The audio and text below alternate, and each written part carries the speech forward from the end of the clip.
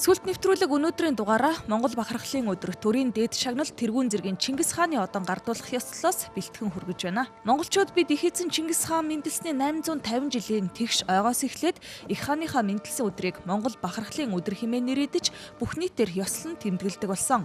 Их эзэн Чингис хааны мэндэлсний 852 жилийн ой Монгол бахархлын өдөр өвлийн тэргүүн сарын шиний 1-ний өдрөөр их эзэн Чингис хааны талбайд Монгол улсын төрийн далбайг мандууллаа.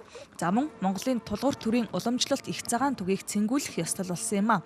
9 хүлт их цагаан түгийг төрийн ордноос Чингис хааны талбайд залж 9 шарга морьт цэрэг төрийн ордныг нар зөв гороолон цэнгүүллээ. Уран бүтээлчдийн хувьд тийм ээ дуучин хүний хувьд урлагийн хүмүүс одоо юугаараа бахархдаг гэхээр бид нар бол одоо дамаа бид нар дуурийн дуучид бүгдээрээ дуурийн дуучид гэдэг утгаараа залуу уран бүтээлчид тийм ээ энэ дуурийн энэ сайхан дуулаачийн оргил болсон энэ сайхан мэрэгчлэрээ бахархаад тийм ээ дэлхийн давцад одоо Монголынхаа нэрийг гаргах тэр сайхан зүйлээрээ л одоо бахархаа. Тэр нь нэг 2 жилийн өмнө нэг айлын гэр дээр очижсэн юм л да. Гэр шатчнаа гэсэн дуудлага очиод ингээд талаан дарагтаа ороод галын хайгуул хийгээд ингээд галын унтраагаад тэгээд нэг айлын жоохон 2 нас гарантай хүүхдийг аварч ирсэн бол миний анхны хүүхэн авар цөөхт аварсан тийм тохиол тэргээр их багчаасан да. Маш хурдан идэгдэг хүүхдүүд маань тэгээд нүдэн дээр их хөөрхөн инээгээд л гарнаас барьж аваад л ингээл үр дүн их хурдан өгдөг болохоор хүүхдийн эмч болсондоо би маш их баяртай байдаг. Миний ойлгож байгаагаар бол эх орноороо бахархах, Монгол улсаараа бахархал. Энэ Монгол улсад энэ Азийн чэйжин төрсэн монголчууд бид өөрийнхөө улс гэрнээ өхнүүлэх, өөрийнхөө улсын хөгжилд оруулж байгаа өөрсдийнхөө хувь нэмрээр бахархах ийм бахархал гэж ойлгож байна нэг талаас. Нөгөө талаас би бол бахархлыг хариуцлах гэж бодож байна. Энэ бахархна гэдэг бол бид өөрийнхөө бүтээх туурах ажилдаа үнэлт өгнө. Түүнийг улам сайжруулж, өөрийн чиг зорилгоо улам тодорхой болгож чам байруулахын нэр юм болов уу гэж ингэж ойлгож байна. Ер нь шүтэж дахих юмтай байна гэдэг бол өөрөө сэтгэлийн төвтэй байна гэсэн үг л дээ. Тэгэхээр хүндлэг шүтэх юм байхгүй болохдоо зэрэг сэтгэлийн төв байхгүй болж байгаа. Энэ бол нийгэмд аюултай.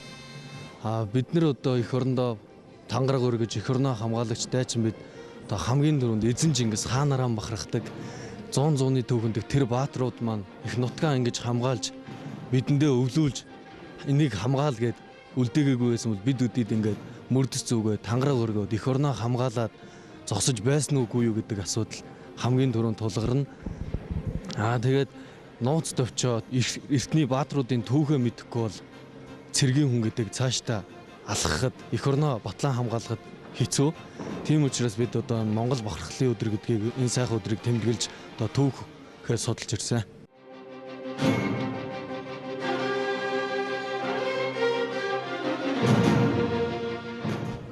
Бахархах, монголоороо бахархах үзэл тийм ээ. Монголын түүхээр бахархах, Монголын ирээдүйгээр бахархах, Монголын өнөөдрийн байдлаар бахархах тийм үзэл бол манай залуучуудын дунд байгаа гэж бодож байгаа. Энэ бол их чухал. Хүн бахархалгүй хүн гэдэг бол ер нь тэр ирээдүйдээ итгэлтэй байна гэж бараг байхгүй дээ. Тийм учраас манай Монгол ирээдүйд мэдээж одоо хөгжилтэй сайхан орнуудын нэг болж таарна. Тэгээ Монголын өнгөрсөн түүх гэх юм бол одоо дэлхий дээр одоо Монгол оронтой бараг зүйрлэх тийм багтам түүхтэй орн бол цөөхөн бараг байхгүй гэж хэлж болох байх. Тэгэхээр манай залуучуудад энэ бахархлыг өвлүүлэх тийм ээ. Манай одоо дээдсүүд бидний эцэг эхчүүд үнэхээр Монголынхаа түүхээр бахархсаар, Монголынхаа ирээдүйгээр бахархсаар тэрэндээ одоо зориг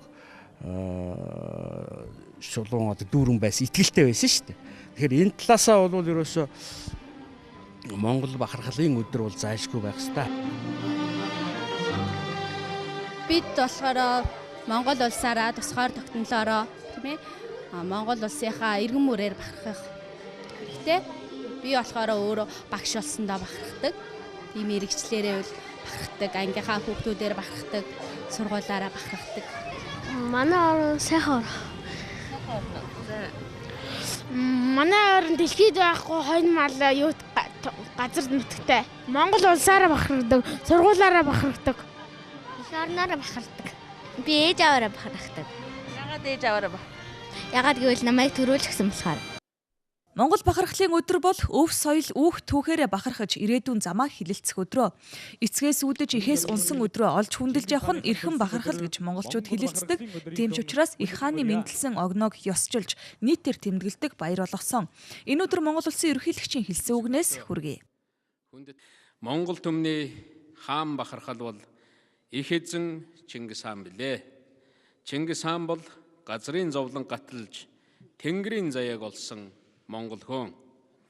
Чингис хаан буман сумны зэвнээс тодрох ганц алтан зэв мэт цагийг нэвтлэн цагийг эзлэн оршсоор байна. Чингис хаан сайн бүхнээ Монголдо үлдээсэ. Бидний их өвг Чингис хааны сувилэг, Монгол улсын их түүх, Монгол төрийн уламжлал, дэг жаяг, монголчуудын ёс заншил болон үлдсэ.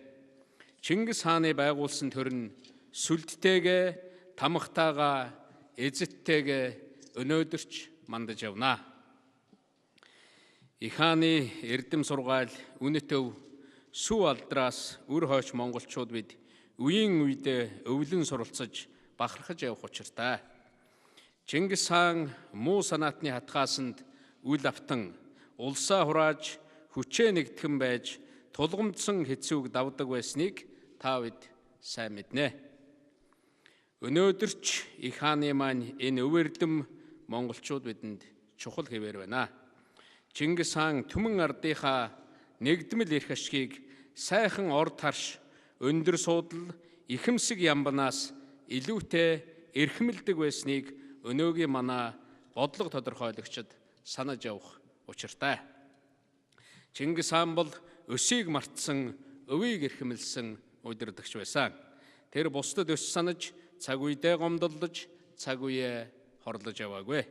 Манай их өвөг дээдэс сайн төрийн чимэг бол сайн дэг журам, хууль ёс, сайн түшмэл гэж сургасныг өнөөгийн бид үл мартах учиртай. Аливаа үндэстний бахархал бол тухайн үндэстний бүтээсэн өв байдаг. Үндэстний бахархал бол хүнээр дамжиж хүнд үлддэг өв соёл. Өнөөдөрч монголчууд үндэстний бахархлаа бүтээсээр явна. Тийм ч учраас Монгол төрийн дээд хүндэтгэл Чингис хааны одонг Монгол түмний бахархалт хүмүүст гардуулж байгааг Монгол улсын их хурлаас хуульчлан тогтоосон. Хавтгай намсраа бол дэлхийн шинжлэх ухаан данстай манай улсын цөөхөн эрдэмтдийн нэг. Өнөөдөр бол таныг тэдний үлгэр дуурайл, бахархал, ориглонч гэж хэлж болно.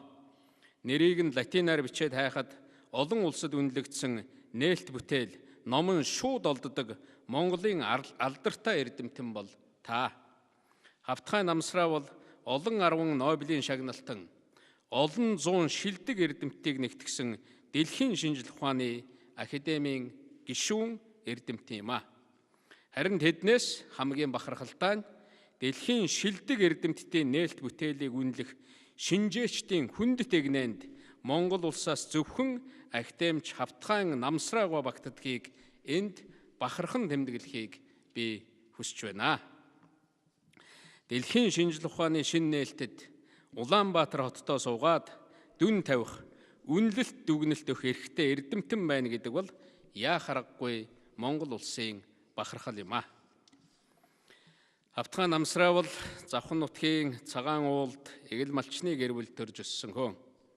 Тэрээр өндөр уул, өргөн ширэг, тунгалаг уст гол булаг, элсэн манхан, хангаа гов хосолсон нутгийн хүн. Монгол газрын чимэг болсон тэр нутгаас дэлхийн чимэг болон тодорсон их эрдэмтэн таны хичээл зүтгэлд энэ танхимд хүрэлцэн ирсэн эрхэм зочид бид бүхэн чин сэтгэлээсээ баяр хүргэж байна.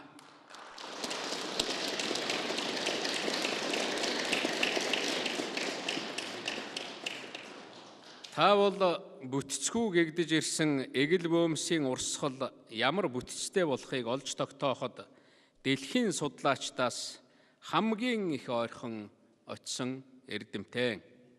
Таны тэр нээлтийг намсраан дөхөлт гэж дэлхийд нэрлэдэг.